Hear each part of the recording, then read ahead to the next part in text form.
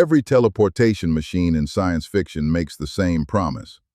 Step in here, step out there. But hidden inside that promise is a small, uncomfortable detail. If your body is scanned, taken apart, and rebuilt somewhere else, at what exact moment did you travel? And at what exact moment did you stop existing? That question sounds like a trick, but it cuts into one of the deepest mysteries about being human. We usually think of ourselves as continuous. You went to sleep last night, woke up this morning, and did not panic that a stranger had replaced you during the night. You changed a little. Memories shifted. Your brain chemistry moved through different states. But from the inside, there was still a line connecting yesterday's you to today's you. Teleportation threatens that line. The familiar version is simple. A machine scans your body precisely. It records every atom, every molecule, every neuron, every connection in your brain. Then the original body is destroyed, and a new body is assembled at the destination. The person who steps out has your face, your voice, your scars, your habits, your private memories, and your exact belief that the machine worked. They remember walking into the booth and say, with total sincerity, "I made it." But did you? There are two very different things we often mix together: transportation and copying. If you drive across a bridge, your body moves continuously from one place to another. But the scan and rebuild version of teleportation does not move your original body. It reads information, destroys the source, and constructs a matching person from different material. It is less like walking through a door and more like sending a document to a printer, except the document is you. That analogy is useful, but also dangerous. A printed document is obviously not the same physical sheet of paper. With people, the question is harder. The atoms in your body are not sacred little identity tokens. Your body constantly exchanges matter with the world. What seems to matter more is the arrangement, the living pattern, the brain activity, the memories, the personality, the ongoing process. So maybe teleportation works if the pattern is preserved. That is the optimistic answer. On this view, you are not a particular collection of atoms. You are an information pattern running on biological hardware. If the pattern is recreated perfectly, then the person at the destination is not merely similar to you. They are you, continued on a new physical platform. This sounds comforting until the machine makes one mistake. It forgets to destroy the original. Now there are two people. One is still standing on Earth. The other has just appeared on Mars. Both remember the same childhood. Both know the same passwords. Both love the same people. Both are equally convinced they are the one who entered the machine. Neither is lying. Each is a fully conscious person with a first-person point of view, but they cannot both be numerically the same person in the ordinary sense. They will immediately begin having different experiences. One hears the hum of the Earth machine. The other sees red dust outside the Martian dome. From that moment, their lives split. Same past, different futures. This branching case is the nightmare hiding inside teleportation. If the copy on Mars would count as you when the original is destroyed, why does it suddenly stop counting as you when the original survives? The scan was the same. The reconstruction was the same. The memories were the same. The only difference is that now identity has become crowded. One answer is brutally simple. The copy was never you. It was always a new person who inherited your information. If the original is destroyed, the copy continues your life from the outside, for your family, your friends, your bank account, and your social identity. But from the inside, the original stream of consciousness ended. The copy wakes up believing it survived, but that belief is just one more copied memory. The difficult part is that no experiment seems able to settle it from the outside. If the person at the destination behaves exactly like you, remembers exactly what you remember, and reports a seamless journey, what evidence would prove that you did not survive? We can test whether the body is accurate. We can test whether memories and behavior continue.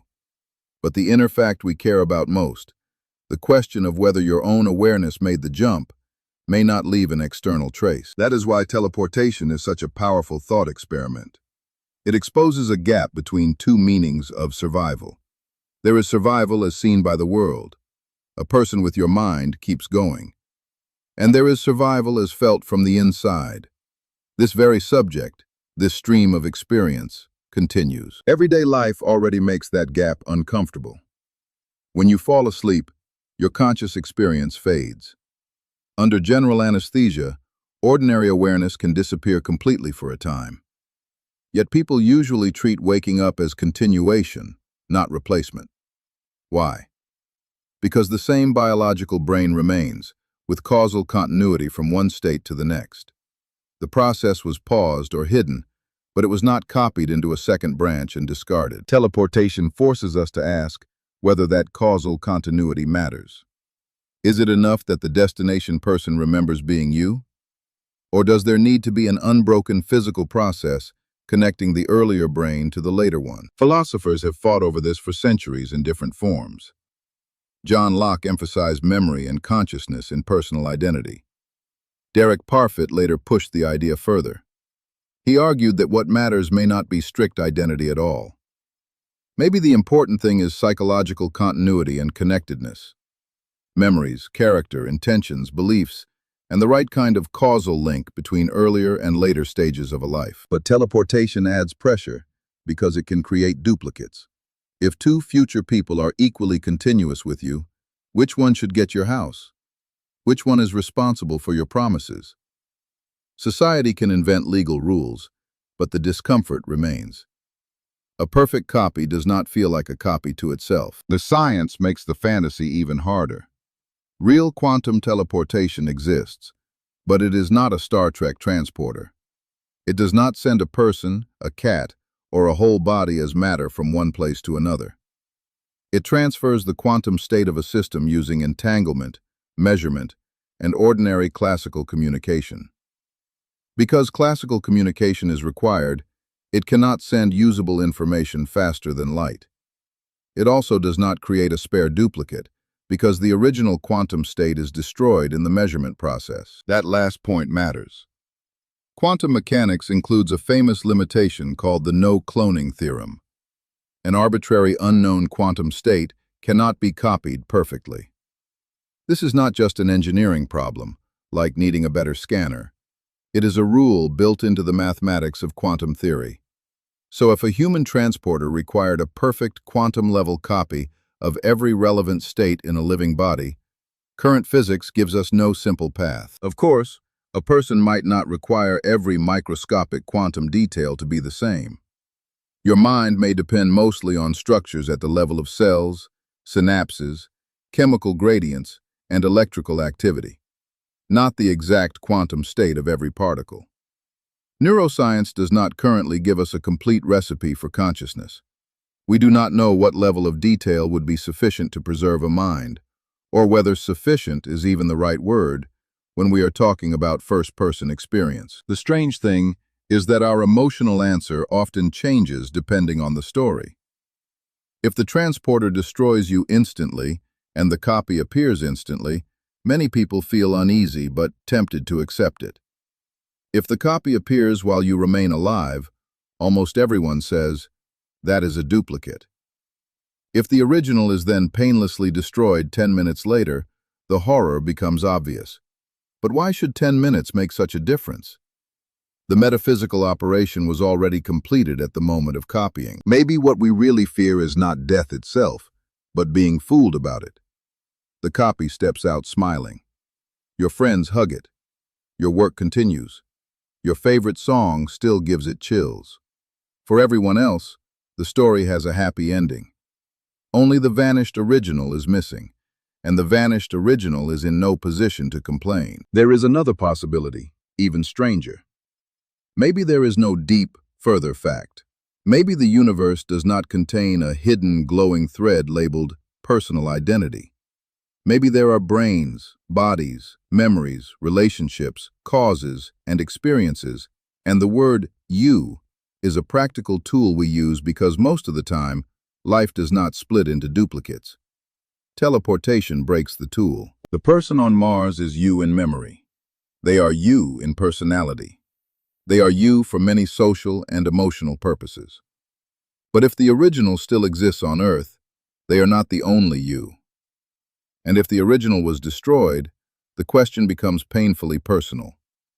Should you care that a future person will remember being you, if your current stream of awareness ends before they open their eyes? A cautious answer is this. Teleportation by destruction and reconstruction might preserve a person, but it might not preserve the subject. It may continue your story without guaranteeing that you get to read the next page. The world would see success. The destination copy would feel success. But from the perspective of the person stepping into the machine, there may be no possible proof that the promised arrival is more than a perfect replacement. That is what makes the transporter so unsettling. It does not merely ask whether future technology can move a body across space. It asks what you are willing to count as survival. A body? A brain? A pattern? A memory chain? A continuing point of view? If the machine ever exists, the most important warning sign on the door may not be about radiation, malfunction, or mechanical failure. It may be a simple question with no safe answer. When the copy wakes up, who exactly went to sleep? Thanks for watching! If you enjoyed the video, please like, subscribe, and leave a comment below. See you in the next one!